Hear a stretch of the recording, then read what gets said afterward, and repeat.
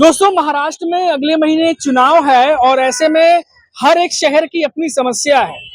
अब मैं मुंबई में खड़ा हूँ, मुंबई के बोरीवली इलाके में। अगर हम लोकसभा के हिसाब से बात करें तो ये बोरीवली जिस क्षेत्र में पड़ता है वहां पर बीजेपी का दबदबा माना जाता है दोस्तों।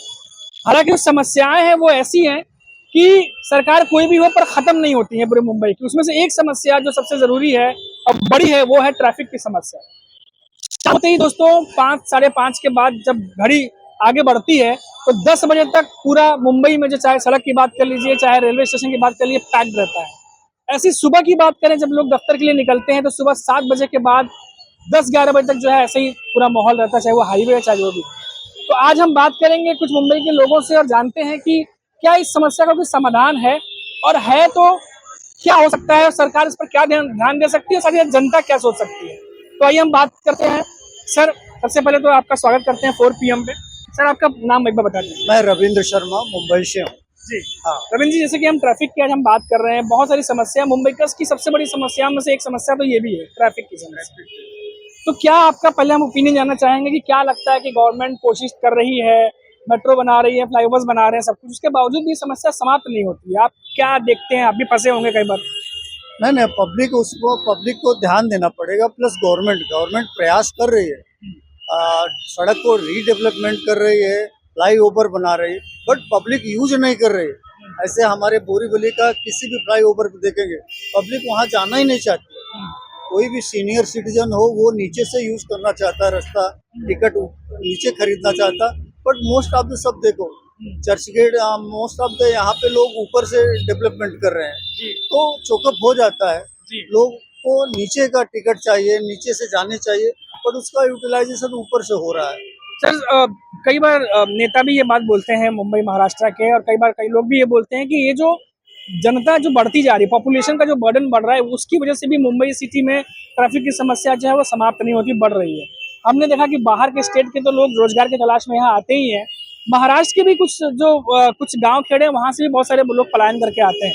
तो लगता है कि गवर्नमेंट को इस पर भी ध्यान देना चाहिए कि लोग पलायन ना करें ज्यादा से ज्यादा, ताकि एक सिटी पे बर्डन ना बढ़े। ये भी एक बड़ा कारण मानते हैं। नहीं, नेताओं को जो है अपना छोटा छोटा एरिया को डेवलपमेंट करना चाहिए, वहाँ पे रोजगार डेवलपमेंट करना चाहिए, तो लोग वहाँ पे आना कम चाहेंगे। मेट्रो, ये मुंबई सिटी है, मल्टीनेशनल लैंग्वेज के लोग हैं, मल्टीलेवल कास्ट के लोग हैं, रहने वाले लोग हैं, बट हमारे नेता जो है ना अपने एरिया को बहुत ही कम डेवलपमेंट करना चाहते हैं। जैसे डाउन ट्रैक में पालघर, बोईसर, दानू बहुत पड़ा हुआ है, अब थोड़ा जाके डेवलपमेंट हुआ है तो लोग वहाँ पे रोजगार करना चाह रहे हैं, बाकी चीजें करना चाह रहे हैं।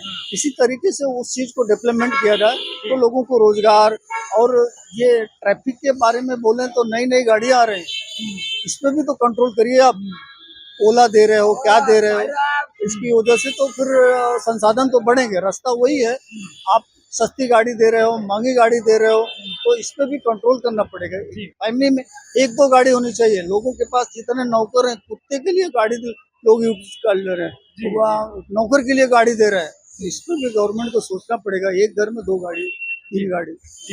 ये बहुत सारे फैक्टर इन्होंने बताए। हालांकि कई सारे ऐसे फैक्टर हैं जो काम करते हैं, क्योंकि मुंबई सिटी में कई सारी समस्याएं हैं, उनमें से सबसे बड़ी समस्या ट्रैफिक की है। अभी हम और भी लोगों से बातचीत करेंगे और जानेंगे कि वो क्या सोचते हैं इसके बारे में। देखिए, मुंबई में अभी हमने ट्रैफिक की बात की, लेकिन समस्याएं सिर्फ यही समाप्त नहीं होती हैं। कई और सारी समस्याएं हैं जिससे लोग रोज 2-4 होते हैं, और मैं आपको बताता हूँ उसमें से कुछ और भी समस्याएं हैं।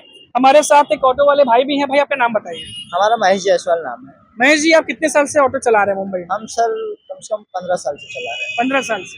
महेश जी, लगभग 15 साल। 15 साल से। देखिए, वैसे तो एक दूसरे की समस्याएं सुनने का वक्त नहीं होता लोगों के पास वैसे, लेकिन क्योंकि हमारा काम ही वही है और चुनाव भी है, तो हम चाहते हैं कि कम से कम लोगों की बात जो है वो लोगों तक पहुंचे, सरकार तक पहुंचे।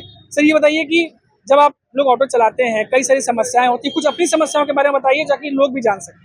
सर, समस्याएं तो काफी सारी हैं। जैसे कि अभी एक गटर देख लीजिए, अभी इतना बड़ा गटर है, पैदल चलते हैं फुटपाथ पे तो पब्लिक का पैर डायरेक्ट अंदर घुस जाता है, और इतना बड़ा गटर है और इतना बड़ा गैप है, ये काफी दिनों से है, और जिसके वजह से लोगों का पैर टूट भी जाता है। कभी कभी अचानक से हम लोग भी नहीं देखते, उसकी वजह से हम लोग का भी पैर फंस जाता है। और रही ट्रैफिक की बात, तो ट्रैफिक को बाई चांस अभी लगभग धंधे नहीं लग रहे हैं तो ट्रैफिक अभी नहीं हो रहा है। जब धंधे लगते थे तभी काफी सारी ट्रैफिक की समस्याएं थी। हम लोग को आधे घंटे से ज्यादा ट्रैफिक में फंसे रहना पड़ता था और जिसके लिए हमें यूटर्न की भी समस्या काफी ज्यादा है। यहाँ पे यूटर्न हमें काफी लॉन्ग रूट से जाके आगे से यूटर्न मारना पड़ता है और बीच में कोई यूटर्न भी नहीं है।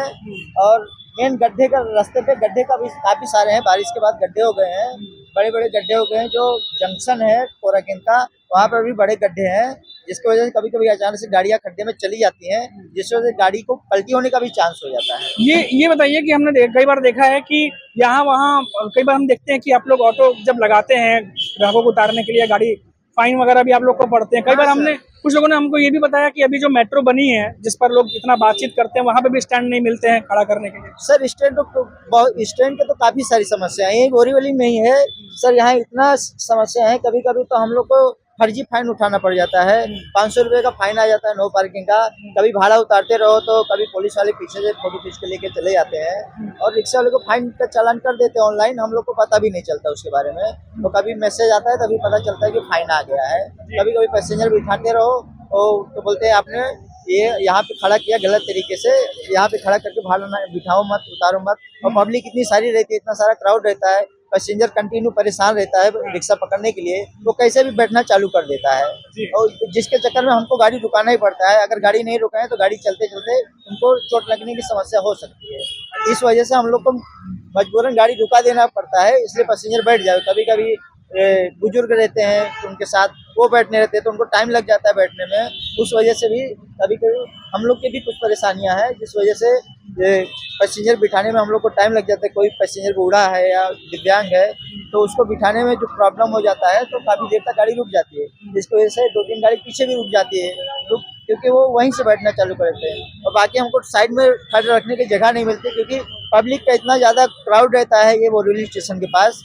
इस वजह से जो है हमें गाड़ी वहीं पर रोक पैसेंजर को बिठाना पड़ता है जी। इसकी वजह से हमें चालान भी आ जाता है कभी कभी। तो ये इसलिए जरूरी है क्योंकि देखिए एक ऑटो जो चलाने वाले होते हैं वो एक तो महीने की उनकी कमाई होती है, फिर उनके ऑटो का मेंटेनेंस होता है, खर्चा होता है, तेल का खर्चा होता है। उसके बावजूद जब उनको वो सुविधाएं नहीं मिल पाती हैं और चालान का सामना करना पड़ता है तो वो उनके बिजनेस के लिए, उनके धंधे के लिए नुकसानदायक होता है ये बात। अच्छा, ये आप लोग के इतने सारे जो लोग हैं साथ में है, आपकी यूनियन है, आप लोग बातचीत नहीं करते कभी?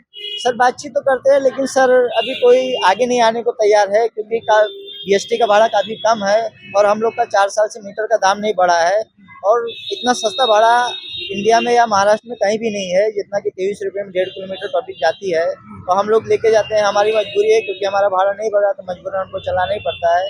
हालांकि इस भाड़े में हमको कोई जो है बेनिफिट नहीं मिलता है। 4 साल से भाड़ा नहीं बढ़ा है मीटर का और काफ़ी सारी महंगाई बढ़ गई है।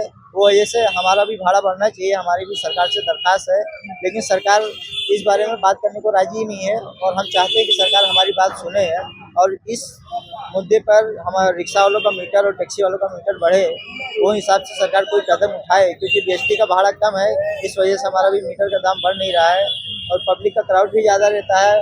जब भी पीक टाइम रहता है वो टाइम पे रिक्शा भी कम आती है और ट्रैफिक की वजह से रिक्शा वाले स्टेशन पे आना कम चालू कर देते हैं क्योंकि उन्हें ये बेनिफिट ज़्यादा नहीं मिलता ट्रैफिक में, इसलिए वो कम आते हैं। चलिए, ये तो आपने जो बात बोली है खैर वो तो लोग सुन ही रहे होंगे, लेकिन जनता की बात करें तो जनता को कभी कभी लगता है कि भाड़ा ज़्यादा है लेकिन जो लेते हैं उनको लगता है कम है। तो एक बीच का कुछ ना कुछ रास्ता जरूर निकलना चाहिए ताकि लगे कि हाँ की समाधान हुआ है। बहुत बहुत शुक्रिया हमसे बात करने के लिए भाई। और आप जितने भी हमने देखा कि जो आपने समस्याएं बताई हैं और हमें भी ये लगता है कि हर दूसरे ऑटो वाले रिक्शा को ये प्रॉब्लम होती होगी जो आप समस्या आपने बताई होगी जी। तो आज आप लोग भी सुन रहे होंगे और आपको भी कुछ कहना है अंकल कुछ? तो हमारे साथ वैसे भी हम जब निकलते हैं तो बहुत सारे लोग जुड़ते हैं हमारे साथ में, बातचीत होती है समस्याओं के बारे में। खैर अब कोशिश यही है हमारी कि अगले महीने महाराष्ट्र में चुनाव है तो कोशिश हमारी ये है कि लोगों की बात जो है वो लोगों तक, सरकार तक पहुँचे और जो भी समस्याएं हैं जो ऐसे तो सुनी नहीं जाती हैं लेकिन चुनाव के वक्त अगर ध्यान जाता है तो उस पर काम हो। तो अभी के लिए फिलहाल इतना ही, फिर लौटेंगे तो बात करेंगे किसी मुद्दे पर, फिर किसी के साथ में किसी प्रॉब्लम पर। तब तक के लिए आप देखते रहिए 4 PM महाराष्ट्र और मुझे इजाज़त दीजिए, नमस्कार।